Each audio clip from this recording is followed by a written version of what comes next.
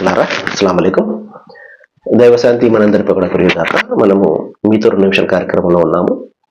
హృదయానికి పట్టే వ్యాధులు ఈ శీర్షికలో మనం కొన్ని మన హృదయానికి పట్టే వ్యాధుల గురించి తెలుసుకుంటూ ఉన్నాము. అతిగా అనుమానించడం దీని గురించి మనం తెలుసుకుంటున్నాము. దైవ ప్రవక్త ఏం చెప్పారు అంటే, ఇతరుల తప్పులను ఎన్నకండి, కూపీలు తీయకండి. ఎందుకంటే ఇక్కడ అందరూ కూడా సమానమే, అందరిలో తప్పులు ఉంటాయి కదా. అలాగే ఇతరుల హక్కులను కబళించే ప్రయత్నంలో ఒకరిని మించి ఒకరు పోకండి. పరస్పరం అసూయ చెందకండి.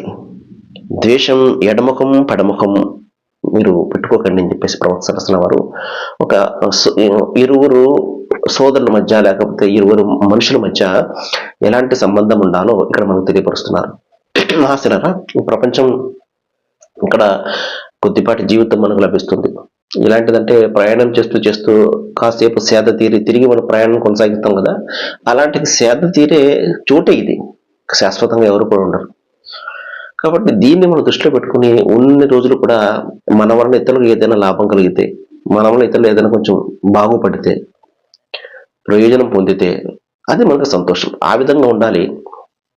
మనం కూడా బాగుండాలి, ఇతరులు కూడా బాగుండాలి అని చెప్పేసి మనం కోరుకోవాలి తప్పించి నాశనం అవ్వాలి లేకపోతే మరొకటి ఏదో అని మనం కోరుకున్నట్లయితే అతను బాగానే ఉంటాడు కానీ నాశనం అయ్యేది మనం అవుతాం.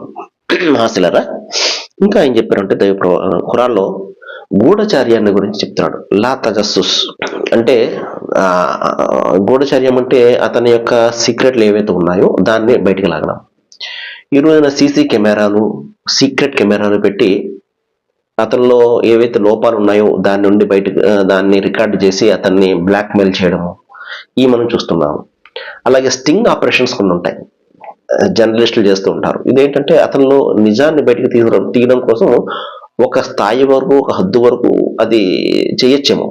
అతనిలో ఉన్నటువంటి ఏదైతే నిజం బయట కూడా చెప్తుంటాడు, లోపల ఇంకోటి జరుగుతుంటుంది. లోపల జరిగేది బయటకు తీయాలంటే ఇలాంటి ఏదైతే ఆపరేషన్ చేయాలి, స్టింగ్ ఆపరేషన్.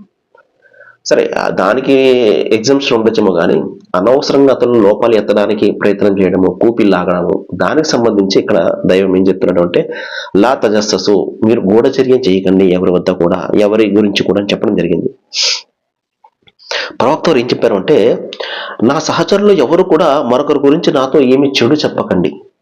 ఎందుకంటే నేను అతని దగ్గరికి వెళ్ళినప్పుడు నా హృదయం స్వచ్ఛంగా ఉండాలని కోరుకుంటాను అని చెప్పారు. అంటే ఒకరి గురించి చెడు చెప్తే నేను అతన్ని కలుసుకున్నాను అనుకోండి, అది చెప్పినటువంటి చెడు మాటలు జ్ఞాపకం వస్తుంటాయి కదా.